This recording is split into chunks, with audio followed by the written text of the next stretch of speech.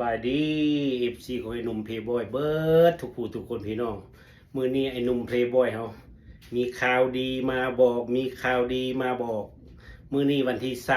21เดือน11 2025เงินเดือน Facebook ออกพี่น้อง เอาพี่น้องเดาเบิ่ง TikTok ได้เท่าใดเดือนนี้เดือนแรกนี่เขาบอกเลยเดือนแรกนี่ได้36 ดอลพี่น้องเอาเดือนนี้ได้เท่าใดเอา TikTok มาแล้วครับนี่เดือนนี้ได้เท่านี้พี่น้อง33 ดอล 18 เซนต์เป็นเงิน USA เป็นเงินอเมริกาพี่น้องได้เท่านี้แหละนี่แลกเป็นเงินแคนาดาก็ได้ประมาณ50 ดอลแคนาดาก็สร้างมันนะพี่น้องเนาะ ขอบใจด้วย FC นี่ให้เบิ่งตัวเต็มปึ๊บดิตัวนี้มันแต่ละเดือนมันออกอยู่นี่เดือนแรกนี่3ชั่วโมงเฮาทายเอาแต่เดือนนี้มาให้เบิ่งนี่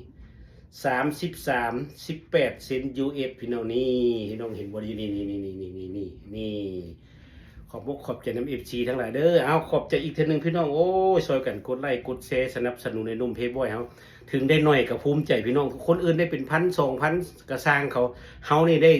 20 30นี่ก็โอ้ยดีใจนะพี่น้องดีมกดีเจอเด้ ขอบใจนะ FC หลายๆนะพี่น้องเด้อโอเค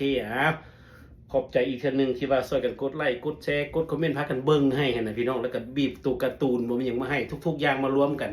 ได้33 ดอล 18 เซนต์กระซางมันนะพี่น้องโอ้โหเห็นบ่พี่น้องเห็นบ่นี่